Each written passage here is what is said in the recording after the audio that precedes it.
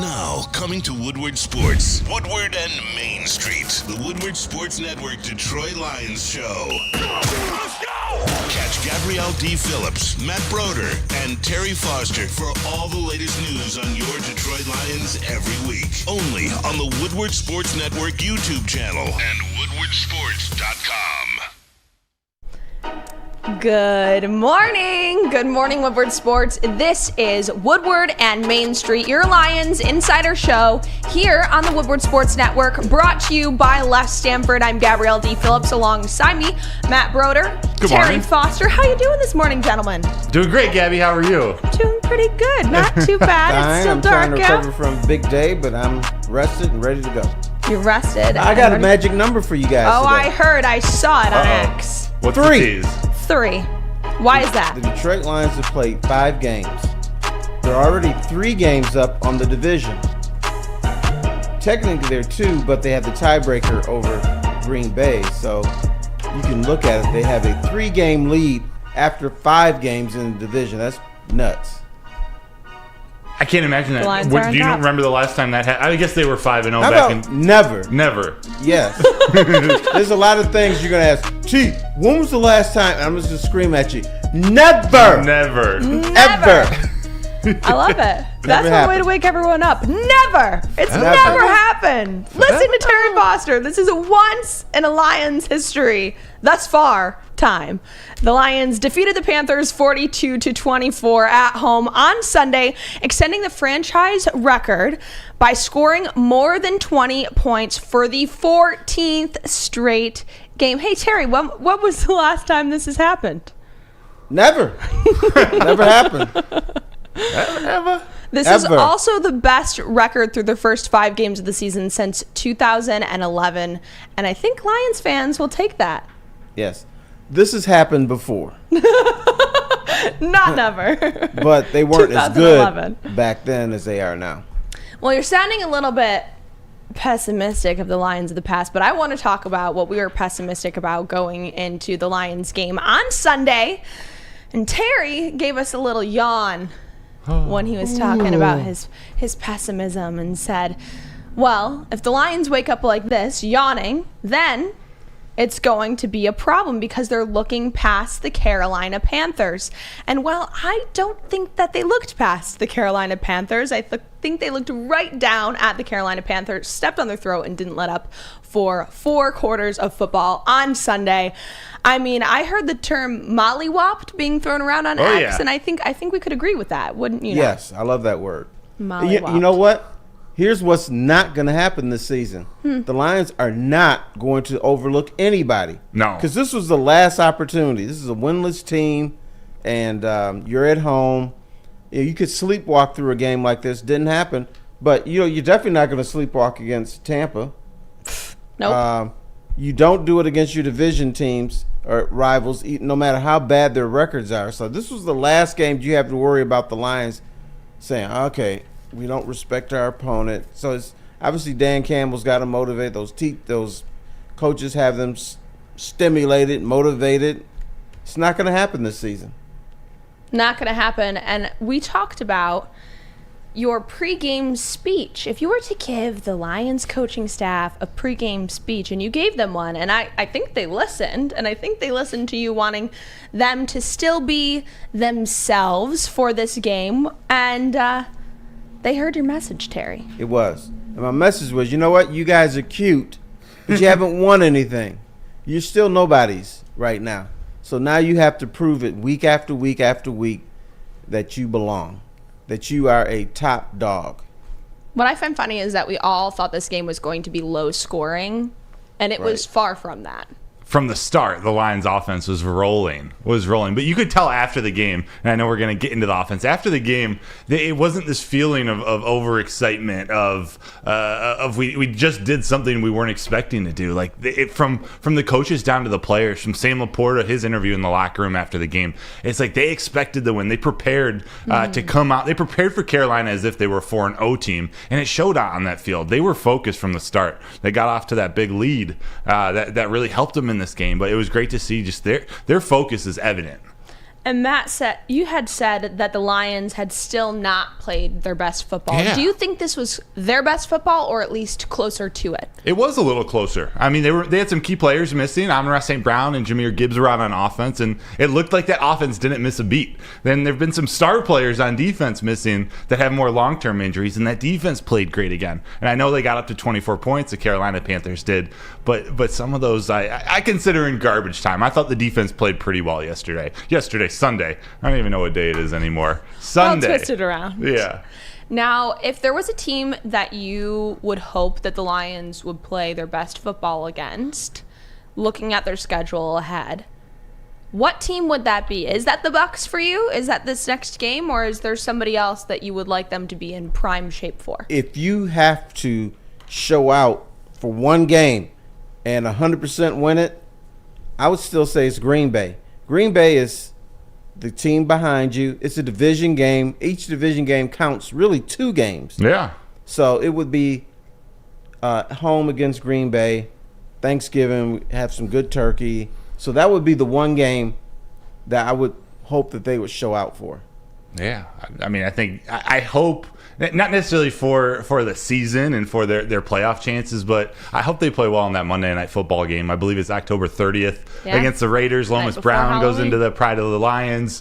They're wearing their alternate helmets, their new jerseys. I hope they win it, but you know, the former player in me, the coach in me, it's the next game. It is this Tampa Bay Buccaneers game. Like, they got to just keep taking care of business. And although the Bucs aren't going to be the toughest game on their schedule, I don't believe, these games earlier in the season, if we want to compete, if the Lions want to compete and go deep against the San Francisco 49ers, the Eagles, you got to beat these teams that you're expected to win, so that when you get into those the division games, you can win those. And that just propels you even further in the standings. Maybe getting that bye.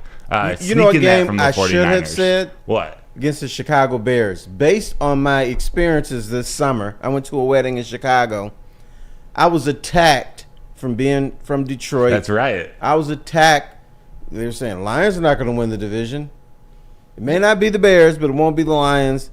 And then they talked about their little stupid team and how Justin Fields is going to be the best quarterback in the division, and how the Bears defense is going to be a lot better than you think it's going to be, and how the Bears are going to be in the mix. The only thing I see is the Bears in the mix for the garbage section. Yeah, right. So based on dealing with those idiots, and it was several, maybe I should have said I'd like to see the Bears really get mollywopped by the Lions. That would be nice. Right now the Bears they're projected, or if the draft was, if the season ended today, they'd have the top 2 picks in the NFL draft. They have Carolina's first-round pick this year from trading it this year, so they have 2 in a row. Hey, one of those picks might be a quarterback. I also have to talk about the fact that the Lions had a fun little, as Dan Campbell put it.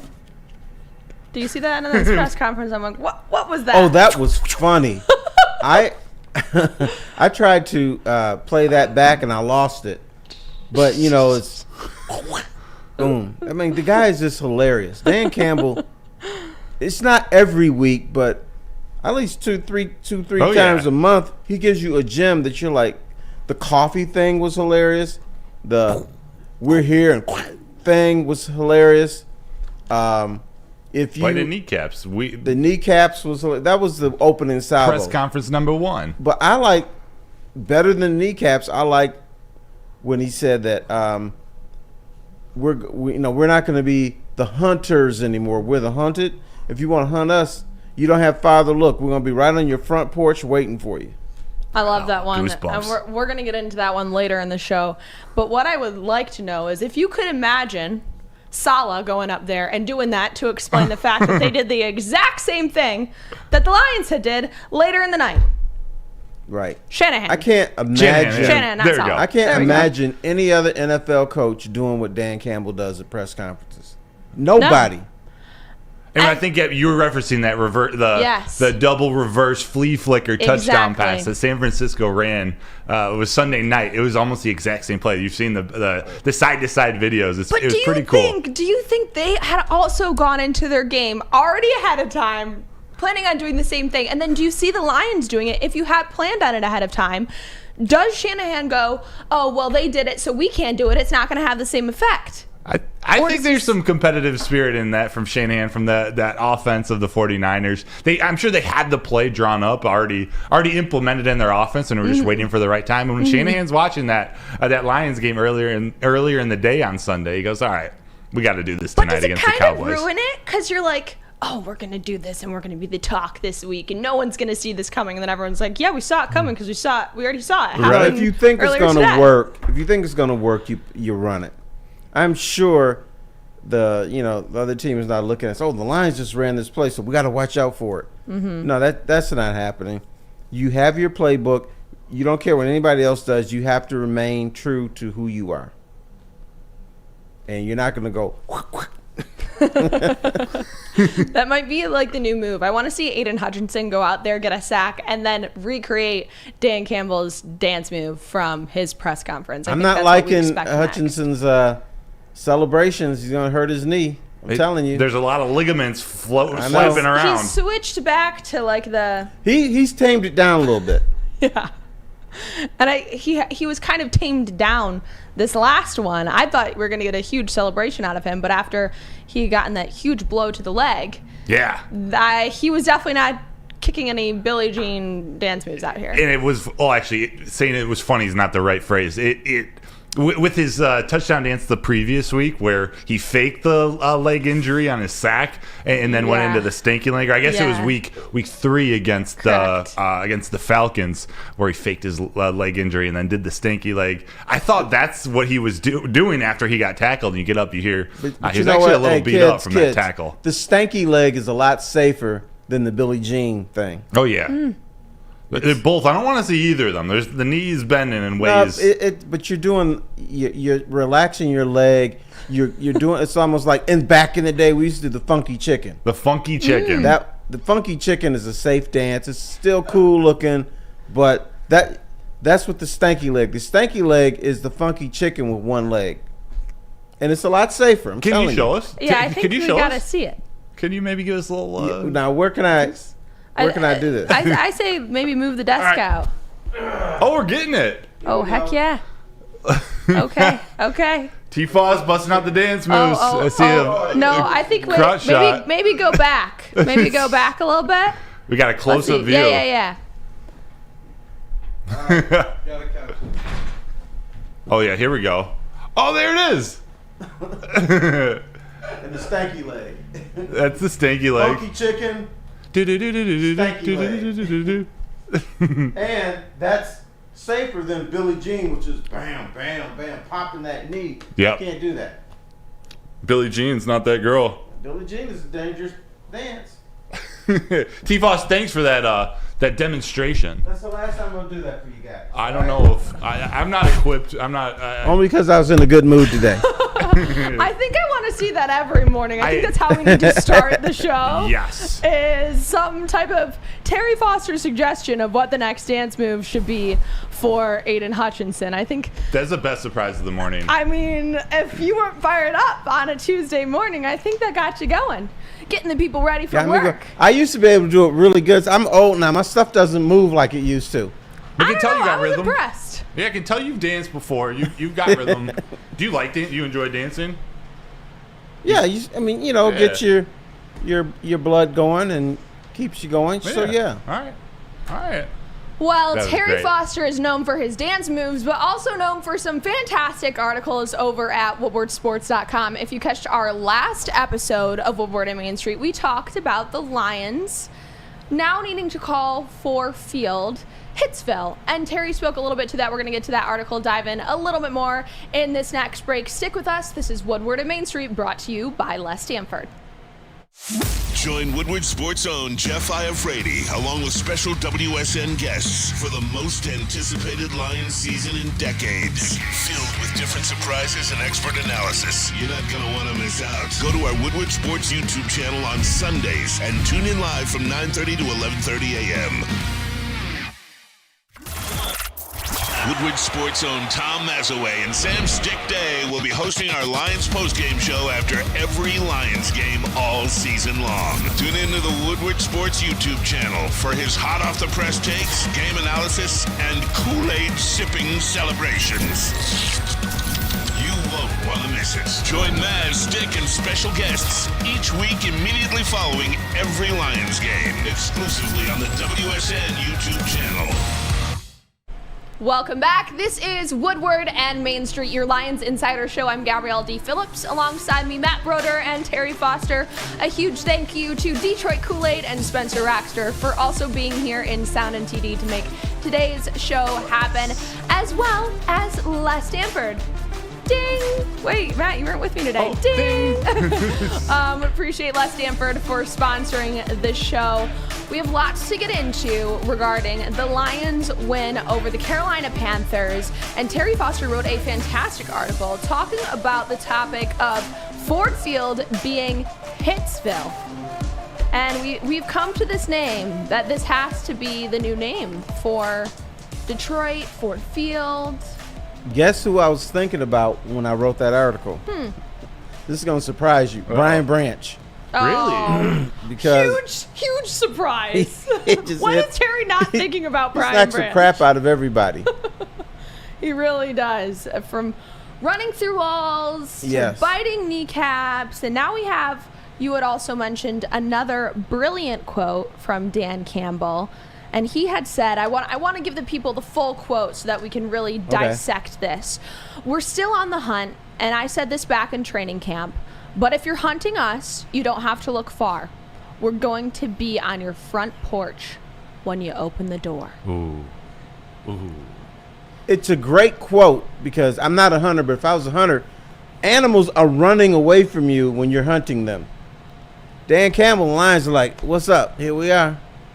They're not wearing camo. They're not wearing camo. They're not trying to hide themselves. They're coming right at you. Yeah. Yeah. I just think that's a great quote, and it's the Lions. We're not going anywhere. We're right here, and that's a offshoot of the kneecap quote and everything. And he said, "Here we are. What's happening? Let's roll." Now, between this quote and the talk of Hitsville that we've heard from down at Allen Park and Ford Field and on that Tim 20-man podcast, do you believe that the script has been completely flipped on the Lions, where teams used to circle this game on the calendar and be like, okay, this one is for sure a win? Do you think that the script has been completely flipped and now people are saying, okay, we need to circle this one because they mean business? Well, Yes. you always circle the Lions game, but now you're circling for different reasons. Yes. You used to circle, okay, we're going to play these clowns this week, and so you circle it in blue because you don't really respect them. Now you got to circle them in red because they're like, okay, Blood. we got to play these guys, and it's going to be tough, and whatever we try to plan, they're going to take us out of it, so we're going to have to adjust. And I've told this story before. I've gone into opposing locker rooms, and after the game, I talked to the players, and they'll be trailing the Lions at the half. Coaches come in there cussing them out. Why are you losing this team? They suck. And look at you guys. You better get your acts together. And then in the second half, the players are, okay, we just got cussed out by our coaches. So then they play better. They win the game. Yeah. And then Lion fans are like, well, look, the Lions are coming back. Look at them. They're playing better. No, the team overlooked you. They don't respect you. But now you have to respect them. Yeah. You do, and the Lions aren't a team you want to play either. Like, they've got this weird blend of finesse and physicality, especially on offense. You know that you're going to get their best effort. They're a Dane Campbell coach team, Aaron Glenn and Ben Johnson. It's just a team you don't want to play, especially right now. They seem to be clicking. They seem to be improving in all aspects of the game. And you combine that with the physicality of the offensive line, with David Montgomery running the ball. That's not an offense I want to see, and the defense is playing well. That's not one I'd want to go up against anytime soon either. If you're going up against the Lions, who are you most afraid of on the opposite side of the ball? Penei Sewell. He's the last guy. As a defensive player, he's the last guy I'd want to rush up against. And then David Montgomery. I don't know. I sort of pick your poison. Nah, I think Penei Sewell would kick your ass. Oh, he would. But you know what? once more, and I find this in sports. Penei Sewell, I said, this is a mean motherfucker. Yeah. Met him in person, nicest guy in the world. So sweet. Right. He's like a cutie pie. But that's honestly some of the best. The people that can turn it on when they walk onto the field, but you know that they're great human beings when they step off of the field. Right. You forget he is a massive human being. Like I don't know, there's something about him. He is athletic. He doesn't seem that huge, but when you're up, like I mean, he is twice the size of me, and I'm 6'5", 220. No. You know what he's got? He's got a big ass pumpkin head. You see the pumpkin, the little orange pumpkins in the field? The $20 pumpkins that you buy out there? Yep. The real big ones, that's what his head is like. Penny the pumpkin. Pumpkin. Yeah, I know. It is that season. He's got a little piece of hair on top. Oh. Now, if you were on the defense for another team, you mentioned David Montgomery, but is there anyone else that stands out that you really want to make sure that you have covered when you play the Lions? How about Amon-Ra St. Brown? I know he didn't play this last week, but he's one of those guys, you know, I go back to like high school basketball. There's always that guy that you want to be guarding you or you want to go up against. You think it's going to be an easy night. Maybe he doesn't look as athletic as you think, and all of a sudden they come out and they just start dropping down. Amon-Ra St. Brown's that guy who you might look at and you say, yeah, I got him. I'll check him. But he's going to beat you every single time, no matter what you do. There's something about him. I don't know. When I retired from pickup basketball, my last game, there was a guy guarding me. He had on knee pads, elbow pads, and a headband. And I just looked at this guy and said, I'm not guarding him, and I walked off the court. That's Amon-Ra St. Brown. You retired right there? I did. I just walked off the court. I'm not guarding this guy because, you know, he's crazy. You're crazy. Amon-Ra St. Brown is the same way. He's got the elbow pads, the knee pads, and the headband. And he will beat you. You never know what to expect from him. Yeah. Either. He could beat you deep. He could beat you short. He runs great routes. He's physical. Yeah. He's not the guy you want to be guarding. Now, do you think the Lions are going to be able to hold on to this title of Hitsville, or will it peter throughout the season? No. If they don't hold on to the title, it means they didn't win the division. And right now they have a 3-game lead in the division because of the tiebreaker. So, yeah, this is going to continue. Yes, there's going to be some stinker games, maybe 2 or 3 stinker games, because you can't ratchet it up each and every week. I don't care who you are. But for the most part, yeah, it's going to be Hitsville. And some people said maybe we should call it Gritsville because of the whole grit thing. But, yeah, they're going to be able to continue. This is a different team for the first time ever. This is a different team. The Lions are winning by pounding the rock. They rushed for 159 yards against the Panthers with running back David Montgomery leading the way with 109 yards on 19 carries. Now, Terry, in your article, you had mentioned that you believe the Lions defense let up a little bit at the end. Would you have liked to see them push all the way through? No, because it was unnecessary. You had the game won, and I think the main thing is to win ball games. I mean, they're up like 3-4 scores, so there was no way that Jacksonville was going to – I mean, not Jacksonville, that Carolina was going to come back and win this game. So you do play a little bit of prevent defense. Now, if they're up 1 score, then I'd be angry today. But you had the game in hand. And what the Lions are doing is they're smacking you around in the first half so that they can relax in the second half. So I'm okay with that. Yeah. It's the opposite of what those teams were doing when they came into Ford Field and had relaxed against the Lions. Yeah. But that seems to be working for them. Now, you had also mentioned in the article that Ford Field is now one of the loudest stadiums in the NFL. And Matt, you were down there. Was there any moment that you really felt like the crowd erupted, aside from when Eminem came on the big screen? Oh, you were. I thought you were teeing me up right for that moment. It was the Taylor Swift versus Eminem battle. As soon as they put a picture of Taylor Swift on the screen and then Eminem, and the crowd went absolutely nuts. I think it was the loudest they were all weekend. But no, after who was it? I think someone made they had sacked Bryce Young at like the half-yard line, the inch-yard line, and I'm blanking on who that player was, but the crowd went nuts when they were pinned down in their own end zone. I believe it was the second half. That crowd was loud, and you could tell it affected Bryce Young. It affected those offensive players. They were having trouble communicating. That was the moment that I think, other than when Eminem popped on the screen. I remember there was a moment where they were all hyping up the crowd and really trying to get the crowd loud. And even at that point, when we were on defense, they had to huddle up and like get closer to understand what they were actually going to do because they had gotten the crowd so loud. And I think that is the power of Ford Field. Yeah, that I think so many have talked about. the Lions are making a concerted effort to make it loud. Yeah. It's not just a spontaneous, let's get loud. They're pumping up, they have the decibel meter up there and playing the drums and all kinds of stuff. So I think the Lions will say, okay, what can we do to make this the loudest stadium in the NFL? Because after the first home game, I didn't think they were going to be able to have it as loud as before, and it was a little bit muted, but it was still loud in there. Yeah. So so after Seattle, I think the Lions said, okay, we're going to continue this. We're not going to stop now. We're going to make this the loudest stadium in the National Football League, and we're going to get the people on the little Sunday shows to start talking about us at some point. Exactly. And I think the third loudest time in the stadium was at the end of the game when Craig Reynolds scored his first ever touchdown. You could see the team rallying around him, whether it's David Montgomery, keeping him from coming off the field, saying, no, this is your moment. Go and get this touchdown. To Marvin Jones, a veteran receiver, grabbing that ball in the end zone after he got in and he dropped it and he was celebrating with his teammates. Marvin Jones went and picked it up. The crowd went nuts when Craig Reynolds got in. That's the closeness of this team and the power that they have.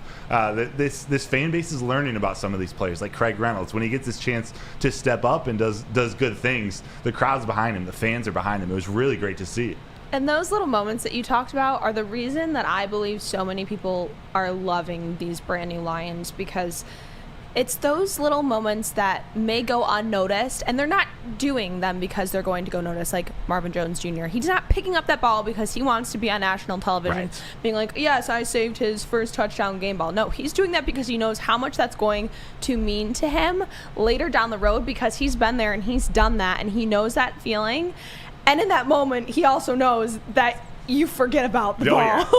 Yeah. But that you're going to want it. You're going to want it. You're going to want your family to have that. Yeah, I think it was important for them to pick up Marvin Jones because there was starting to be a little bit of banter. Is Marvin Jones a bum now?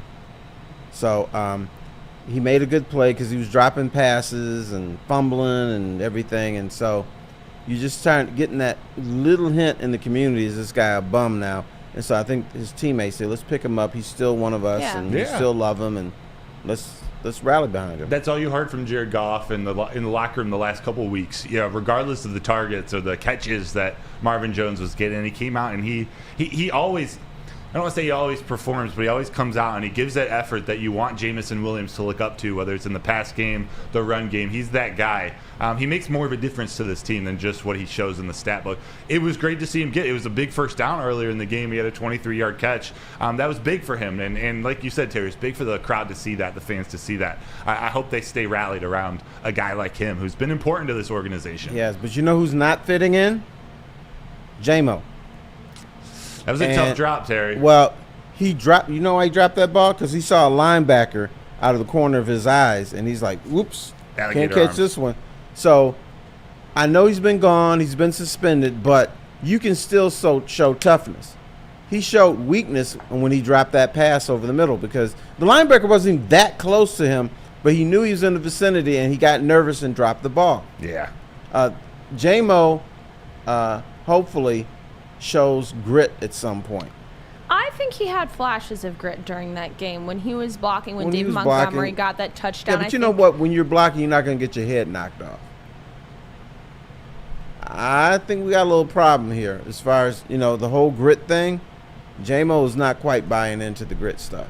It was good to see him engaged, though. Not just his effort in the blocking game, but even on that David Montgomery run, which he had a key block to break that run open. I'm less interested in the block. I'm more interested in him after that block. He didn't just stand there. He sprinted up to try to catch up to David Montgomery. And if another block was needed, he would have been that guy. He was the first to the end zone to cheer on his brother. That's what I like to see. He feels like he's a part of this team. He starts getting ingrained. But the drops are a problem, and I think that was my last. I've been easy on him up until this point. I think that might be the last drop that I'm willing to let him get away with. It was the first one. Him engaging with teammates is very cute. But what's your job? Your job is to catch a football, right? And he was wide open. Yeah. So it's right in his hands. But I think out of the corner of his eye, he's like, oh, there's a linebacker there. And he just got off flip-floppy and he dropped the ball. That's not grit. No, I agree. I agree with you, Terry. You know who else hated to catch the ball over the middle? Calvin Johnson didn't like it. But guess what? He would catch the ball, take the hit, and boom. He didn't like it. He admitted he didn't like going over the middle. He didn't like when the linebackers in the vicinity, but he would catch the football. That's your job. Blocking is a bonus. Blocking means that, yes, you're engaged with the team and you love your teammates and you want to do whatever you can to win. But your job is to catch the football. Facts. Period. Cole's quotes. I think that's exactly where we have to end this segment. I don't think we have any other option. But when we get back, we're going to be talking about Aaron Glenn and Ben Johnson and the potential that they could be snagged away from the Lions going into the next season. We're not looking too far ahead, but it is an issue that we have to bring up. Stick with us. We'll be right back. This is Woodward and Main Street, brought to you by Les Stanford.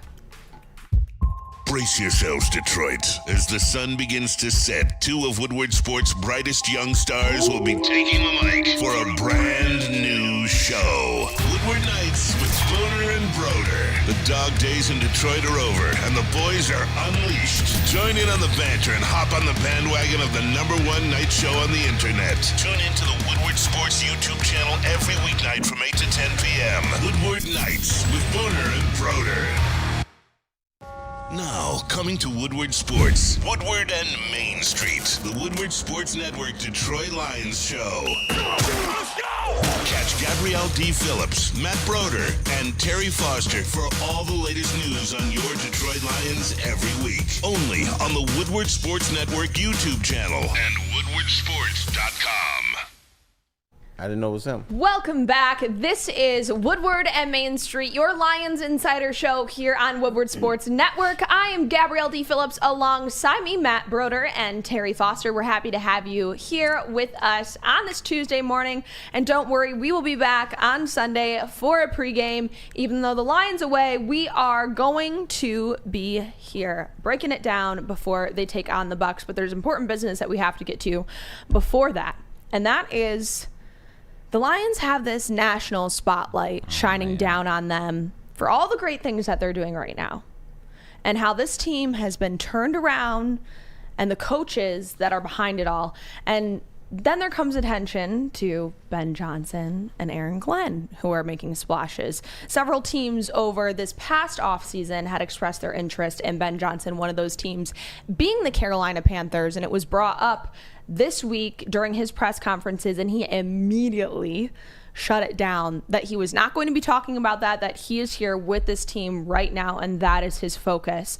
And now people are perking up to Aaron Glenn and what he's been able to do with this Lions defense and how much they've grown between last year and this year. So Terry and Matt, who do you believe is the first that could potentially be snagged up, Aaron Glenn or Ben Johnson?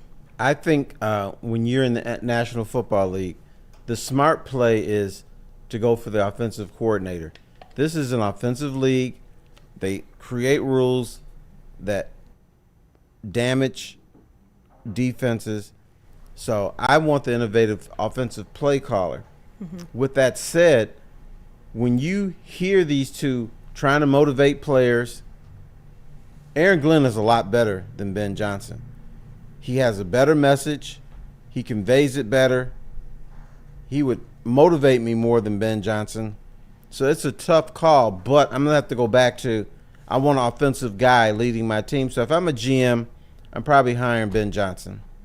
Yeah, it all depends on what you're looking for in your team, what you're setting up your future for. You know, a team looking for a coach is likely going to be near the bottom of the league. So are they looking to rebuild with an offensive mindset or a defensive mindset? Because at this moment, like, you can pick and choose which one you want. They're both great. Their stock is as hot as it could get. Like you said, Aaron Glenn he's maybe the more polished leader of men. He's the motivator. He's one of those guys who you could just, you want to go to battle for. Ben Ben Johnson's that creative mind. He's that innovative offensive coach. But what we've seen out of Ben Johnson, or what I've seen in the last 2 years, is his communication style, his ability to make complex things, turn complex offenses into a simple message to his team. You can see how they're clicking on offense and how the trust Jared Goff has in the young players and the veterans. That starts with Ben Johnson and how he's implementing this offense, how he's making it easy. It seems wild that he's that smart and that innovative in his offensive mind, but you got to be able to teach that in a way that players can understand, and it seems like he's doing that in spades. And Ben Johnson might be a little bit weird, which is okay, because I heard Jared Goff talking about he might get a phone call at 1 or 2 in the morning. I got some new plays I want to try. And he's like, okay, brother, what time is it? But, that's good. You don't want to be conventional as a head coach. You don't want to be conventional as an offensive coordinator. You got to think outside the box. You got to do something that has the league reacting to you. So I like that. Under what circumstances would both of these coaches stay going into next season? That's a tough one, Terry. It's somebody who doesn't really want him. I mean, there could be some other hot names. We don't know who the hot names are going to be until the season is nearly done. Or it could be like Ben Johnson. He's like, I don't see a job I really want, so I'll stay. Nothing stimulated him last year, and maybe it's all it's going to be a bad job more likely, and so you could always say, okay, they're paying me enough here, I'm good, I'll stay here for another year, because somebody is going to interview them and say, I'm hiring you. So Aaron Glenn or Ben Johnson are going to have to say no to somebody. Will they do it 2 years in a row? And they're going to get when they get that offer, it's going to be a bag. It's going to be one that they need to pull them away from the Lions, especially because Ben Johnson's already avoided a head coaching offer one time. We'll see what it takes to keep him. Maybe the Detroit Lions organization decides to empty the checkbook a little bit and make him the highest paid offensive coordinator in the league. If they don't win a Super Bowl, maybe we learn he wants to see that out for one more year. I know I'm speaking optimistically. It's going to be tough to keep him in Detroit. Yeah, they can't do that 2 years in a row, because my understanding is teams tried to lowball Ben Johnson last year. Really? So it made it easier for him to stay. So now, after he's gone through the cycle the first time, this year, people are going to say, okay, he doesn't want chump change. We can't pay him minimum wage, so they're going to have to give this dude big money, because they're going to be in competition now with other teams who want him. I just don't want him to go to Chicago. He just needs to not end up with the Bears. That's all I ask. But you had kind of touched on it earlier, in that Detroit is continuing to push closer to the playoffs and make a serious playoff run. With the potential absence that we hope is not, of Aaron Glenn and or Ben Johnson, do you see them losing momentum next year with the absence of one or both of them? Let me say this. Here, there's no such thing as momentum in sports from one year to the other. There's no such thing. Because a lot of people believe, well, if we win the last 2 games, it's going to carry over to next season. It doesn't do that. What it could do is it could make the coaching staff not as dynamic, not as effective. But you know what? When a player is injured, what do we say? Next man up. When a coach goes for another job, the good teams say, going to miss you, but next man up. So I am sure the Lions have to be grooming somebody else or have their eye on somebody else in the league who can do the same thing that Ben Johnson or Aaron Glenn can do. Yeah, and we're going to be talking later in the episode about that depth, the depth after injuries. There's players that are able to step up. The coaching staff almost feels the exact same way. They've got guys that they're grooming, waiting in the wind for their opportunity. So to answer your question, yes, you lose guys like Ben Johnson and Aaron Glenn. That dynamic that dynamic pair is going to make things a little bit different. But if you've got a Tanner Engstrom, who's your passing game coordinator, under Ben Johnson, if he steps in, he's supposed to be a bright mind sort of coming up the ranks. Maybe you see Kelvin Shepard, the linebacker coach on defense, step into that defensive coordinator role. They've got players there, and you got a veteran and that defense. I keep thinking about John Fox. He's a special assistant on defense. You've got those veteran minds that are at the back of that coaching staff too to support these young guys. They've thought of all their bases. They covered all their bases in the coaching staff and the depth of the roster. I have a question for both of you. Yes, sir. Do you have confidence in Brad Holmes finding quality players to play for the Lions? Yes. I do. Okay. Do you have the same confidence that Brad Holmes is going to be able to find quality coaches to replace Aaron Glenn or Ben Johnson? I do. Yes. Everything is settled then.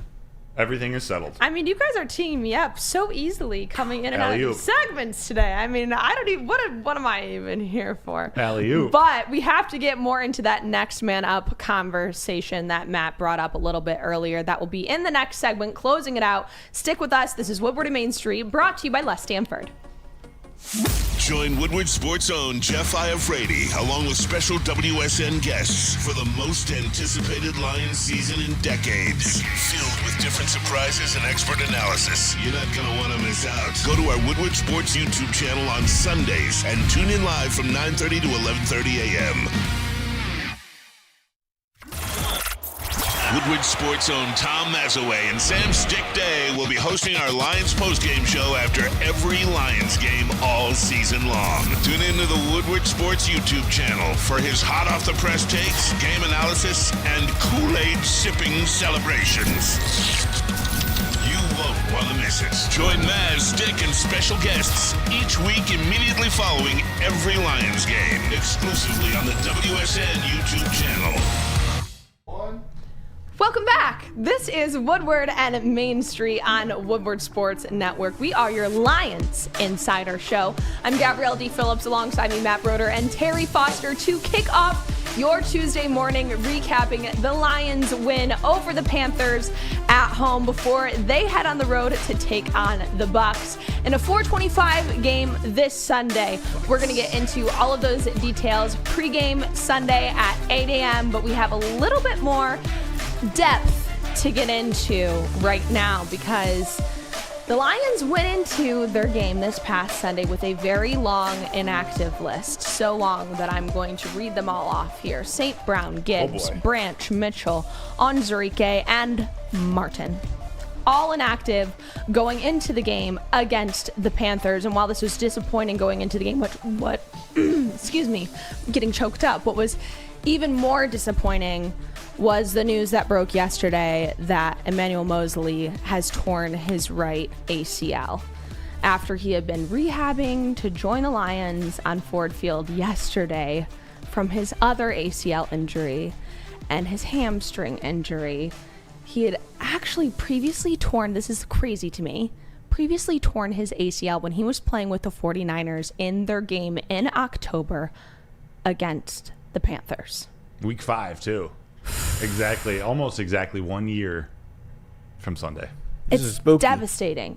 Devastating for Moseley and how hard he worked and how positive he spoke going into this season, the progress that he was making, and to come out there and participate in 2 plays, I think it was, before he went down on Ford Field was really hard, and that news was really hard to hear yesterday. And Jerry Jacobs had spoke to how devastated he was with this news, saying, "That's my brother. Honestly, I don't even think people know me and him were really tighter than y'all were thinking. I just went through the same injury. If you remember, I was in his shoes, being in his corner every day. To see something like that, I was just speechless. I couldn't even really talk about it because I know how he's hurting." Matt, what was the feeling in the room yesterday down at Allen Park when that news broke? Oh, it was horrible. It was. This is a guy that the team has sort of rallied around. They've seen how hard he's worked to come back from the ACL injury last year, and he was expected to come back a little earlier, had a hamstring setback, and all of a sudden 2 snaps in, he go down. You could see Tracy Walker, you could see some of the other players on the field when it happened, just kind of cover their helmet in sadness and shock and disbelief. They wanted him to get back, not just because he was going to be a very important player for that defense, but he's part of their team. He's one of their brothers that they saw how hard he fought to get back and wanted him to be out there. So to see him go down is tough. Yeah, I think players see things we don't see. They see the sweat. They see him struggling to lift weights. They see him struggling to run and then run faster. And so they see all the agony that a player goes through to try to get back on the field. And for it to last 2 plays, that's devastating. Yeah. It's like, damn. I mean, that's almost something that could bring tears to their eyes. Yeah. Because they see exactly what my man's going through, and then this is it. That's it.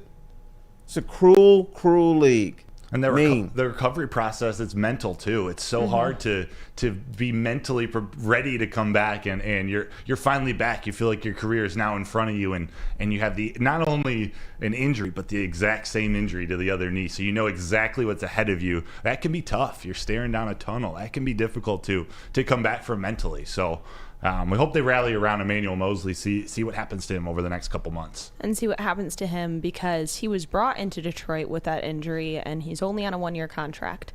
So, again, another Lions player that has been injured, that's on a short-term contract, and really looking to see what the Lions do with that.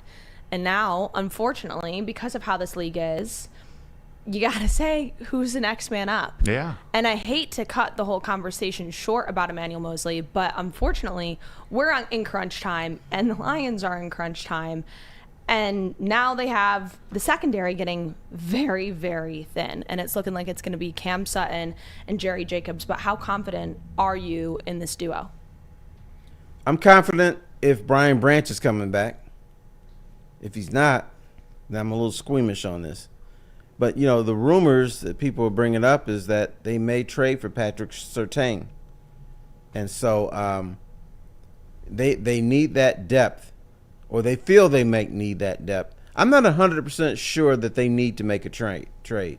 If Brian Branch comes back and plays, you're still thin, but you got some solid players out there, and you have to hope and pray that the next injury is in another room.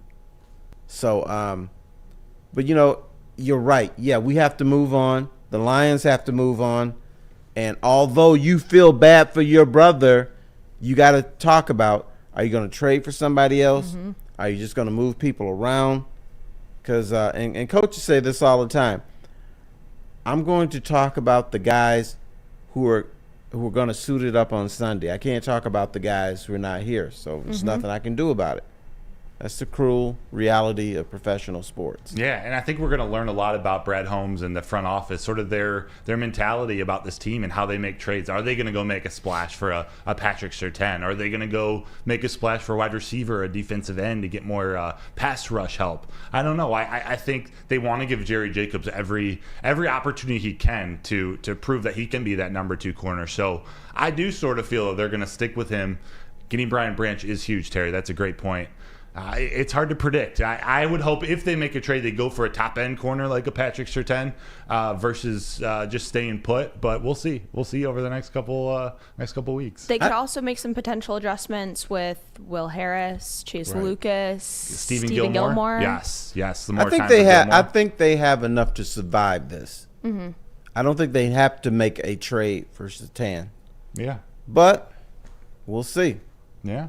But how long could they survive with the room that they have now? That's the thing. God forbid something happens to Cam Sutton. Yeah, that's the key. Their depth's gone. Like these injuries, next man up mentality. They got the guys to step up, but now there's no one really behind them. There are guys behind them, but they're unproven, the Stephen Gilmores of the world. So that depth is gone. They had it. We're using it now. So we need guys like Brian Branch to return. Yeah, you go from having too many guys to just enough, maybe. Yeah. That's our league. And being a secondary that so many talked about to now they're talking about what are they going to do? What is the plan? Will they be trading? Will they be looking to those that we haven't seen take the field. And that is a huge question mark that now lands on the shoulders of Brad Holmes and Dan Campbell. Yeah. Will they answer that call? Yeah, we'll see. Hopefully these injuries, they're going down to Tampa on Sunday. Hopefully the team can get healthy over this next week. It seems like some of the injuries were, I don't want to say nagging because they kept guys out of the game, but they're not serious injuries. They're not long-term injuries that hopefully these last couple days, this entire week preparing for Tampa, can get the team healthy, get them back a little closer to full strength. So moving into the second half of the season, they are healthy. Now, of those 6 inactives, how many do you think will be returning to the field when they play against the Bucs? I would love to see Broderick Martin out there, but I don't know if he's making his return. I mean, I would hope that Jahmyr Gibbs and Amon-Ra St. Brown are back for that Bucs game. I don't know what the deal is with Levi and Onwuzurike, but Jahmyr Gibbs and Amon-Ra, those are the guys I'm looking for to get back. I know who you're looking for. I think the ones they need most is Amon-Ra St. Brown. A, because of what he can do on the field, and 2, that mentality he brings. And the second guy is Brian Branch. Bring those 2 guys back. Oh, yeah. And you're good. That would solve a lot of the problems that they're looking at. I don't think you need to make a trade. But let me just say this. I'm going to contradict myself all day. You guys got me all stimulated after doing the stanky leg. I've always wanted to stimulate you. The Lions are in a different space. They don't have to gobble up draft picks anymore. They can start trading them away. If you do go for a guy like Surtain, and let's say you lose a 3rd-round pick and maybe a future 2nd or something, I say, so what? Now's the time to go for it, right? If you're gonna. Now's the time. They're built for the next couple of years. Mm-hmm. Now's the time. Now you have to make trades that may not make sense because you have to plug something in because you are right there. You are a team that can compete for a Super Bowl. You are a team that can make the NFC Championship game. You are a team now that when you look at it, what team is really a lot better than you? None. Well, maybe the 49ers. Mm-hmm. Maybe. You said a lot better. Yeah, they are better than the Lions. Better, yes. Maybe not a lot better is the wrong terminology. Philadelphia Eagles, I'd always said the Eagles and the Niners, they're out of the Lions league. Eagles have been all right. Mm-hmm. They're not out of their league. The Niners are fine ball club, but on any given Sunday, maybe you don't beat them 8 out of 10 times. Maybe you beat them 3 out of 10 times, but you get them on that particular weekend. Maybe you can beat San Francisco. Yeah. Well, they're not playing San Francisco and they're not playing the Eagles on Sunday. They're going to be playing the Tampa Bay Buccaneers, and we will be back here on Sunday morning to chat it up very early, get you ready for the game. We'll be here to tune in at 8 a.m. Myself, Gabrielle Dee Phillips, Matt Broder, Terry Foster, getting you ready for that 4:25 game where the Lions will be down in Tampa Bay. Thanks so much for tuning in to Woodward and Main Street, brought to you by Les Stanford, and we'll see you Sunday.